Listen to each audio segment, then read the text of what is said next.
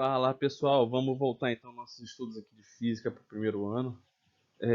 Dessa vez a gente vai sair daquele movimento retilíneo, como eu já tinha falado com vocês, e vamos entrar no que a gente chama de um movimento circular. No vídeo de hoje, gente, a gente vai focar nas informações que a gente precisa saber sobre um movimento circular, ou seja, o que é um deslocamento angular, o que é uma velocidade angular, o que é uma aceleração angular. E aí nos próximos vídeos a gente vai entrar nos movimentos propriamente dito, no movimento circular uniforme, no movimento circular uniformemente variado. Então vamos começar? Vamos lá, ó. Se a gente for pensar num ventilador, está aqui a hélice do ventilador, eu separei ela, mas vamos pensar ela no ventilador. E eu vou botar uma bolinha vermelha numa hélice do ventilador. Botei ali, ó, a bolinha vermelha naquela hélice e vou ligar o meu ventilador. O que vai acontecer com essa bolinha vermelha? Se a gente for olhar, quando eu ligar, ó, ela vai passando, vai rodando, vai rodando, vai rodando. Quando o ventilador estiver muito rápido, a gente na verdade não vai ver mais a bolinha vermelha, a gente vai ver a circunferência que ela gira, que ela gera. A gente diz que aquela bolinha vermelha está executando um movimento circular. Por quê? Porque ela está girando e girando toda a vida ali. Quando a gente fala de um movimento circular, gente, a gente fala de algumas informações importantes. Por exemplo, aqui eu tenho um círculo e estou fazendo aqui um deslocamento. Esse deslocamento aqui é o deslocamento escalar. É aquele que a gente está acostumado a falar. Não sei quantos metros, não sei quantos quilômetros, não sei quantos centímetros. Esse é o deslocamento escalar. É o que ele se desloca sobre a borda da minha circunferência. Aqui dentro, eu vou ter o meu deslocamento angular. O meu deslocamento angular ele vai ser dado em ângulos. Olha, o meu corpo se deslocou tantos unidades de ângulo que a gente vai ver mais para frente. E por fim, outra informação relevante que a gente tem aqui é o raio da minha trajetória. O raio da trajetória, que é esse Rzinho aí, é a distância entre o centro da trajetória e a trajetória propriamente dita. Ok? Se a gente fosse fazer um deslocamento vetorial, seria o vetor que sai de A até B.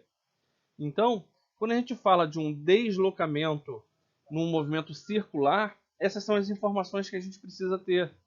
O deslocamento escalar, o deslocamento angular, o raio da trajetória e o deslocamento vetorial.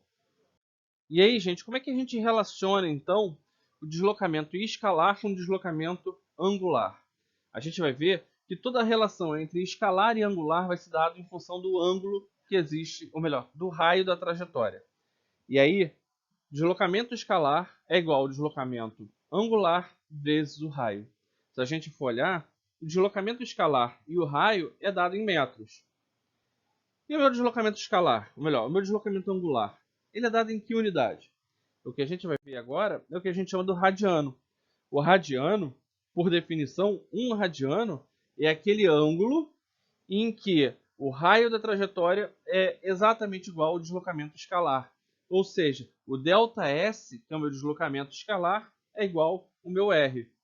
Ou seja, Δθ, ou seja, a minha variação de ângulo, é ΔS sobre ΔR, quando eles são iguais, isso é igual a 1 radiano. Para a gente ter um efeito de comparação, 1 radiano equivale a 57,3 graus. Ok? Para a gente comparar graus e radianos, primeiro, uma coisa que é importante a gente falar, geralmente em radianos, a gente dá radianos em função do π. O que é o π? Π é um algarismo que foi definido, que vale 3,14, 16 e assim por diante. E a gente diz que cada π radianos tem o equivalente a 180 graus. Então a gente pode fazer os múltiplos dele, por exemplo, 2π é igual a 360, ou os submúltiplos dele. π sobre 2 é igual a 90, π sobre 3 é igual a 60, π sobre 4, 45, π sobre 6, 30. Sempre relacionando, então, em radianos, o algarismo dado com o π. Da onde que vem esse π, gente? Π é o número de diâmetros que cabem numa circunferência completa. Então, daí vem esse número aí, o 3,14. Ok? Falando um pouco de velocidade angular e velocidade agora escalar, quando a gente fala de um movimento retilíneo, a gente tem que a taxa com que o corpo muda a sua posição em função do tempo, a gente chama isso de velocidade. A gente dá lá pelo ΔS sobre ΔT. A mesma coisa a gente vai fazer no movimento circular. A taxa com que esse ângulo muda em função do tempo é o que a gente chama de velocidade angular. E aí a gente diz que a velocidade angular é a variação do ângulo em função do tempo. Notem que o ângulo é dado em θ, a gente representa ele pelo θ. A variação do ângulo é Δθ. A velocidade angular a gente representa pelo ômega. Sempre que a gente falar de movimentos circulares, a gente vai usar letras gregas para representar e assim separar, distinguir dos movimentos retilíneos. Movimentos retilíneos, algarismo que a gente está acostumado a usar. O circular, letras gregas. Então eu digo que ômega é igual a Δθ sobre ΔT. Ou seja, a quantidade de radianos por unidade de tempo que eu tenho aqui é o que eu chamo de minha velocidade angular.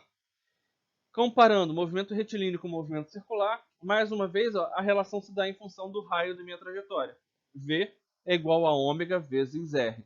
Então, se eu tenho ômega e tenho raio, eu consigo descobrir a minha velocidade linear, escalar. Se eu tenho a velocidade escalar e tenho o raio, eu consigo descobrir minha velocidade circular, minha velocidade angular. Ok? Também eu tenho a aceleração angular, e aí ou aceleração do movimento circular. Da mesma forma que no movimento retilíneo eu tenho lá a variação da velocidade com o tempo é a aceleração, aqui a variação da minha velocidade angular com o tempo é a minha aceleração. Da mesma forma que eu trabalho com letras gregas, a aceleração angular aqui a gente vai trabalhar com alfa. Alfa é igual a delta ômega sobre ΔT. E aí isso aqui vai me cair em radianos por segundo ao quadrado. Mais uma vez eu consigo comparar os dois movimentos em função do raio. A aceleração é igual a alfa vezes r. Para a gente fechar, sempre que a gente fala de movimentos circulares, gente, a gente fala movimentos fechados em ciclos. E aí eu tenho duas unidades que eu posso trabalhar em função do tempo. Eu posso falar do período de um ciclo e da frequência de um ciclo. Qual é a diferença dos dois, gente? Período é o intervalo de tempo que ele leva para dar um ciclo completo. Se a gente for pensar qual é o período de um dia, ou seja, qual é o período, o tempo que o dia leva para fechar o dia? São 24 horas. Então, o período de um dia, 24 horas. Período é o tempo de um ciclo completo. E aí, pelo SI, a gente trabalha em segundos.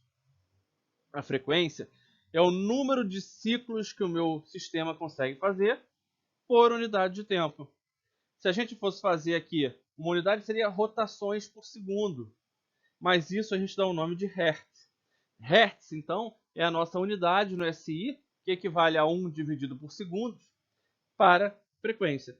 E eu relaciono frequência e período através da expressão frequência é 1 sobre o meu período. Ok, gente? Com isso a gente encerra. No próximo vídeo a gente vai falar de movimento circular uniforme. Obrigado, gente!